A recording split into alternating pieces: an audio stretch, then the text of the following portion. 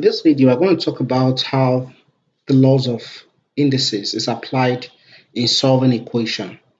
So this time I will call those equations exponential equations. So these are equations that have powers. And in those kind of equations, you may be asked to solve for the power or to solve for the base. So we're going to talk about exponential equation, especially when you need to solve for the powers. That's for the you need to solve for the index or indices.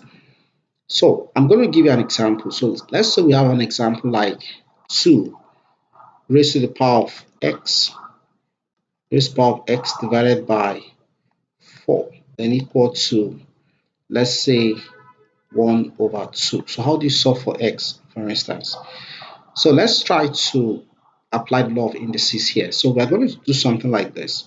2 raised to the power of x divided by, write this as multiple of 2, which is 2 raised to the power of 2, right? Equals 1 over 2.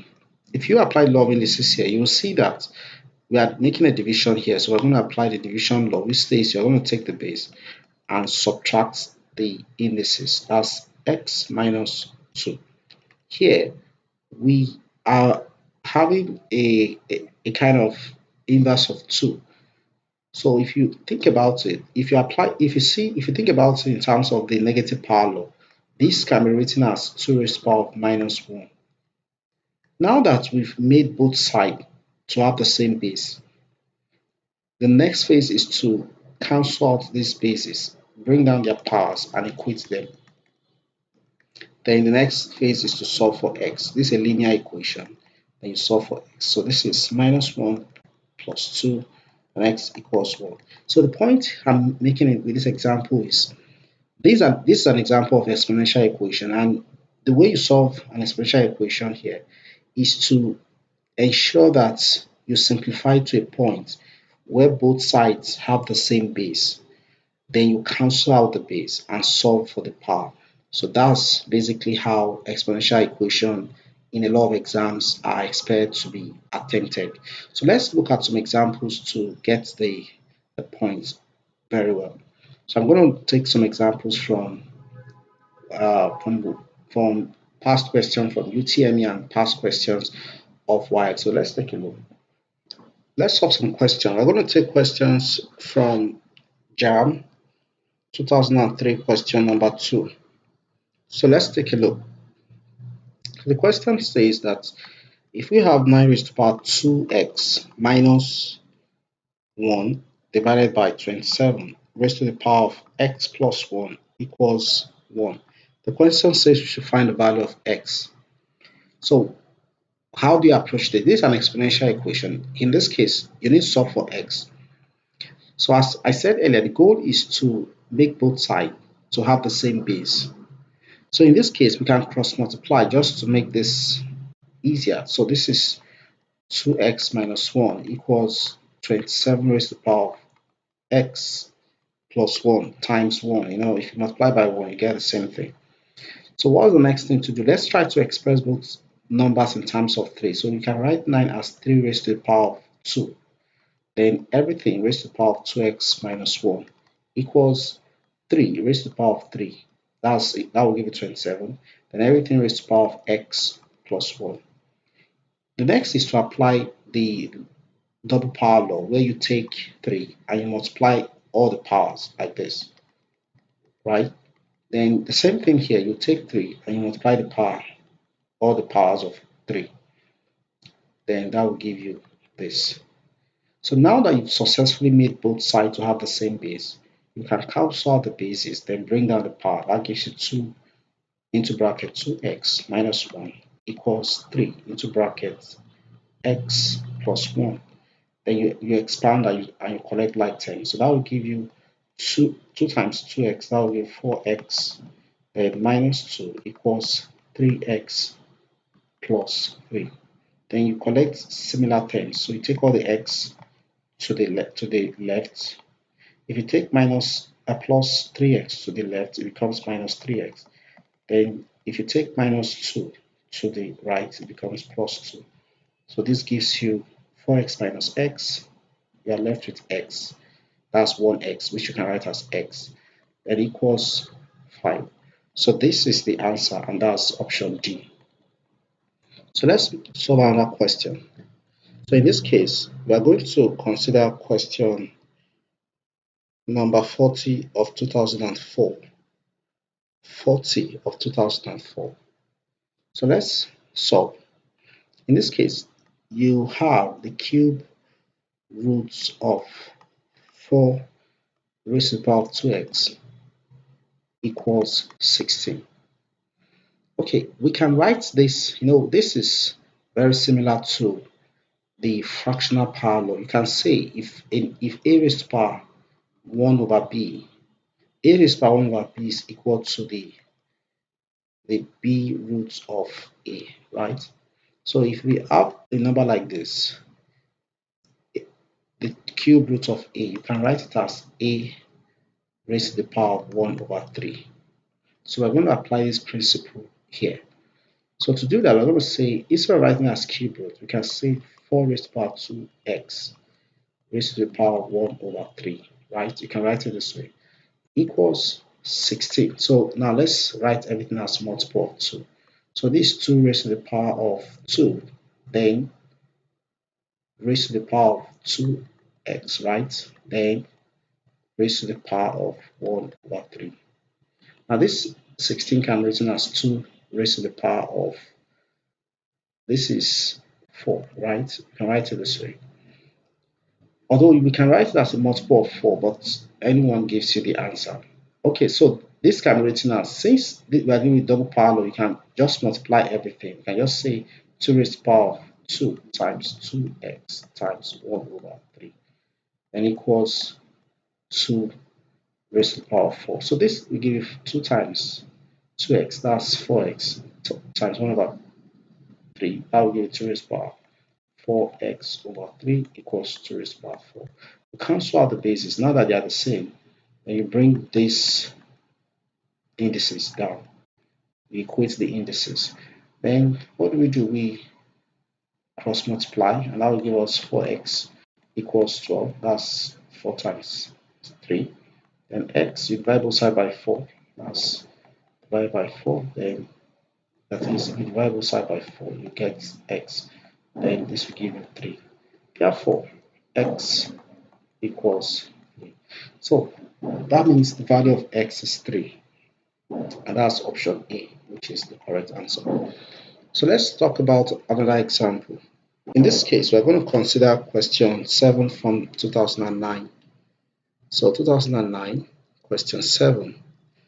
So let's write the question. We are asked to solve 5 raised to the power of 2 into brackets x minus 1, then times 5 raised to the power of x plus 1 equals to 0.04. Note that whatever you are doing, your goal ultimately is to make both of them to have the same basis. So you need to find a way to make this 5 raised to the power of something, right? So let's figure out how we can do that. Well, in the meantime, we can simplify this as 5 raised to, this is multiplication law, so you just add the power. According to multiplication law, if you have a raised to the power of m times b raised to the power of, times a raised to the power of n, rather, you get a raised to the power of n plus n. So the same thing, we just add the powers. You take one of the bases and add the power. Here, you can turn this into fraction by asking yourself how many zeros, how many times will you move to take this point out. So you move 1, 2. So you divide both sides. You take this 4 divided by 100. That's what, so you move twice. And since it's a decimal number, you divide. Okay, so you can express 0.04 as 4 over 100. And that's equivalent to 4 here 1, 4 here 25, right? So we can say 5 raised to the power of, let's try to simplify. Let's leave this way for now. Equals 1 over 25, right? Then the next thing we want to do is we want to express this 25 as a multiple of 5. So that's 5 raised to the power 2. Now, There's a law that says that if you we call that negative power law. If I have a raised to the power of minus m, I can write it as 1 over a raised to the power n. Conversely, 1 over a raised to the power m can also be written as a raised to the power minus m. So it means I can express this as 5 raised to the power minus 2. That's what it means. Okay, so in this case now, I've successfully made both sides to have the same base. So I can cancel out the bases and bring down their indices. So this becomes 2 brackets x minus 1, then plus x plus 1 equals minus 2. If you expand, you get 2x minus 2 plus x plus 1 equals minus 2. Then if you try to collect like similar terms, like terms, it becomes 2x plus x. Take all the numbers to the right, that gives you minus 2 plus this 2. If you take minus 2 to this side, it becomes plus 2. Take plus 1 to this side, plus minus 1. Then this gives you 2x plus x, that's 3x, equals minus 2 plus 2, that's 0. Then 0 minus 4, that's minus 1. So then our x becomes, we divide both side by 3, it becomes minus 1 over 3. So the correct answer is option, the correct option is option D.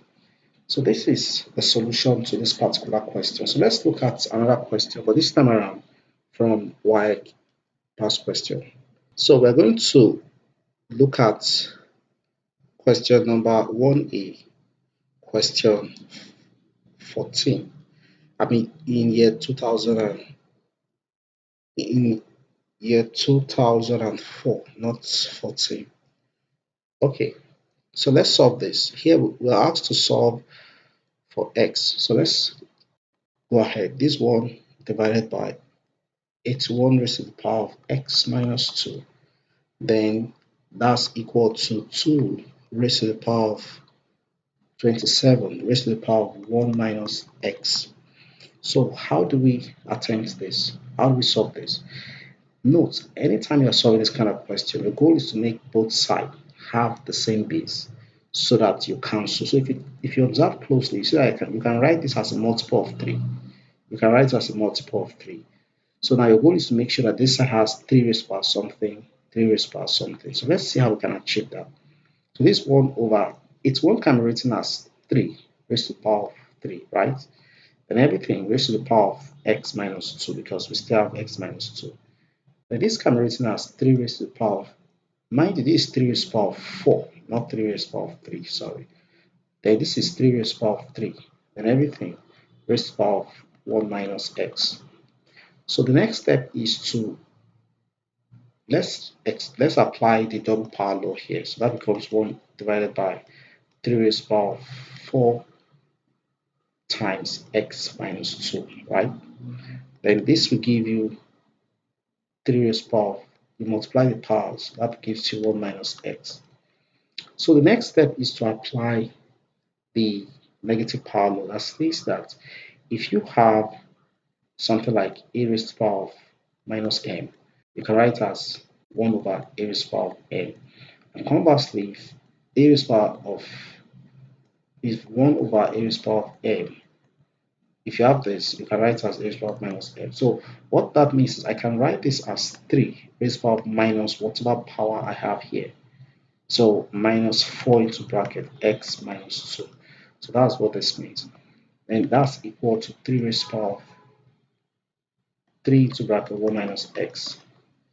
Now we can cut the bases. Now that they are the same and they are at the same level, right? They are both the same and they are not in any fraction. So here you've got the powers. Bring them down and equate them. So 3, 1 minus x, right? Then you expand, that gives you minus 4x and plus 8. Minus 4 times minus 2 is plus, minus 5 minus plus 4 times 2 is 8. Then this is 3 minus 3x. The next step is to collect like terms, similar terms. So here you've got minus 4x. You take this minus 3 to this side, it becomes plus 3x. That's minus 3x goes here to becomes plus 3x. Then that's equal to 3. And you take this plus 8 to the other side plus minus 8. Then this gives you what? 4x minus 4x plus 3x. That gives you minus x. Then that's equal to 3 minus 8. It will give you minus 5. So if you multiply both sides by minus 1, that is, if you do something like this, minus 1, you will get x equals 5. So the answer is this. So this brings us to the end of exponential equation.